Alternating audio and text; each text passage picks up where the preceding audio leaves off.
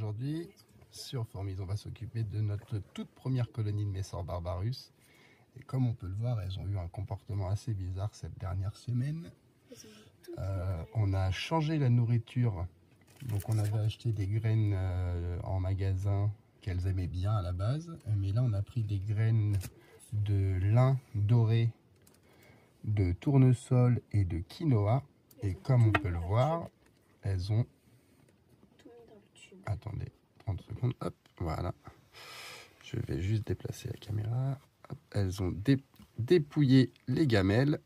Et les ont mis dans le tube. Et elles ont tout entassé dans leur tube et à l'entrée du tube.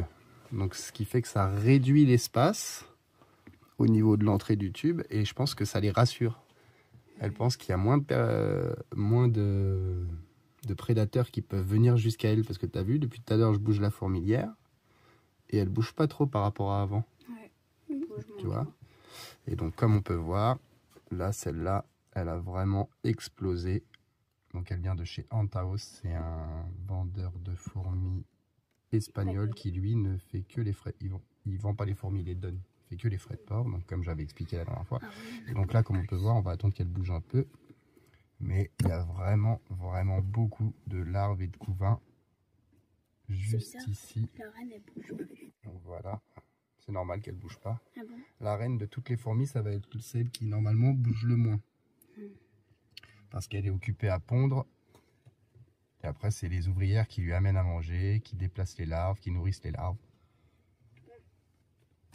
Donc voilà. Mais après, si on veut la faire bouger, il faut un petit peu bouger le tube. Et normalement, elle bouge. Parce qu'en fait, les ouvrières, c'est un petit peu comme les assistantes, on va dire.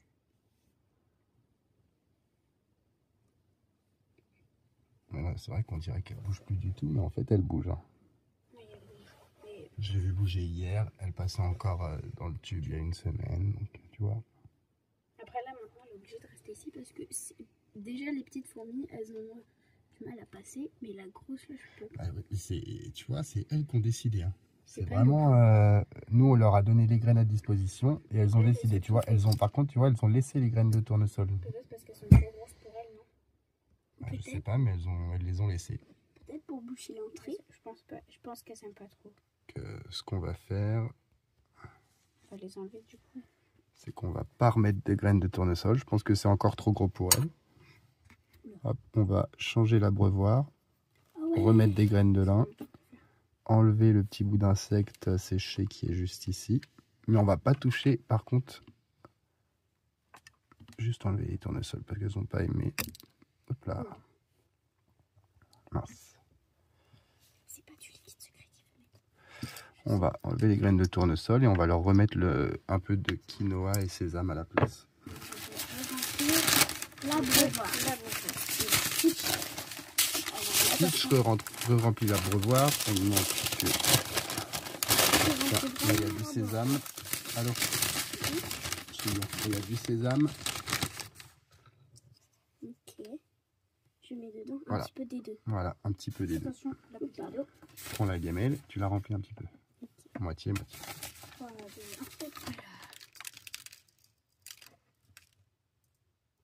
Les graines de sésame, généralement, il y en a aussi beaucoup sur les sushis.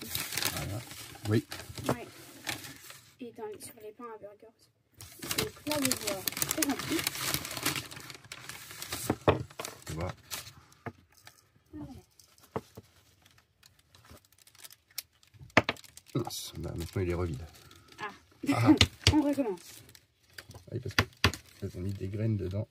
Ah bon? Ah, je vois. C'est bizarre. Si on les enlève pas, elles vont germer. Ah bah oui. Donc là, on voit, comme j'ai un peu tapé sur le bureau, ça s'excite. Ne vous en faites pas, les fourmis. Tout se passe à merveille. Enfin, presque. Attends.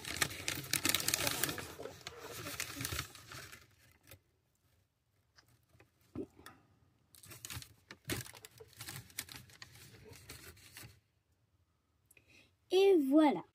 Il est où le... L'abreuvoir. Il reste un peu d'eau. On le remet dans le... Mais l'abreuvoir, en fait, ça marche comment? Elles vont boire dedans. Comme nous, quand on prend un verre d'eau.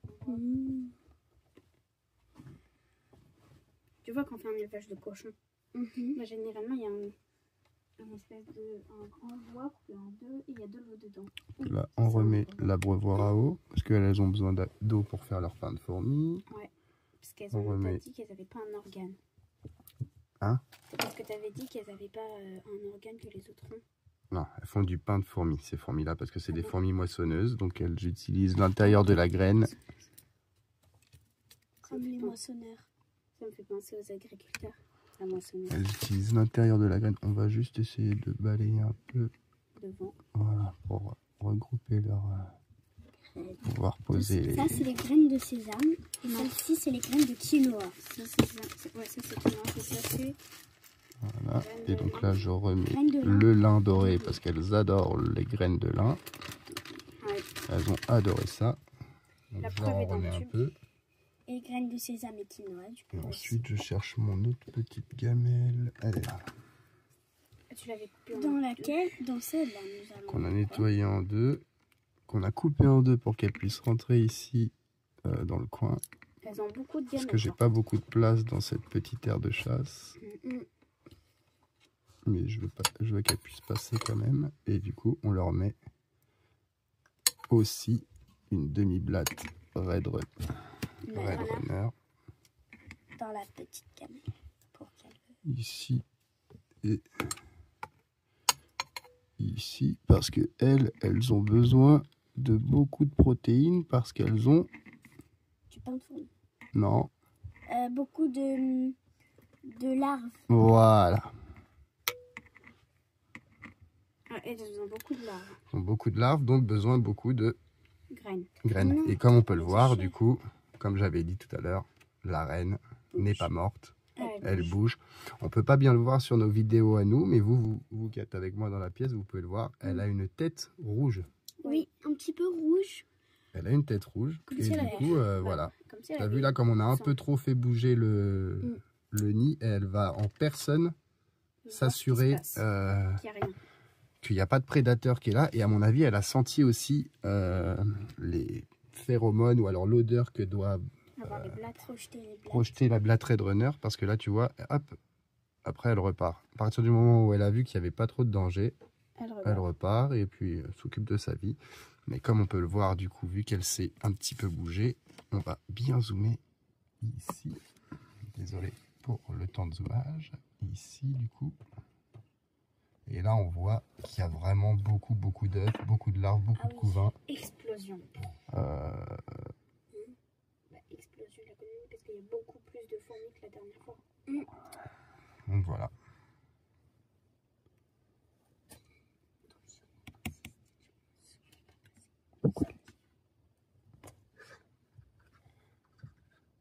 Donc voilà. Et elles ont bien grossi. Ouais. Mais celles que JDF Fourmi a envoyées aussi, elles sont énormes. Elles ont bien grossi aussi comparé à la dernière fois. Surtout la reine. La reine, ouais. Et elles sont grandes. Voilà, donc retour sur la colonie. Un petit peu, je vous ferai des shorts rapides au courant de la semaine. Mais sinon, la semaine prochaine pour le prochain entretien et nourrissage de la colonie. Donc voilà. Elles ont bien grandi, bien grossi. On ne voit pas sur la vidéo, mais il y a 2-3 nymphes qui sont marrons presque, donc qui vont pas tarder à se déployer, je pense, et à devenir des nouvelles ouvrières. Imagine papa, pendant que tu fais une vidéo, on fait pas attention, mais il y a un œuf qui Voilà. À la semaine prochaine.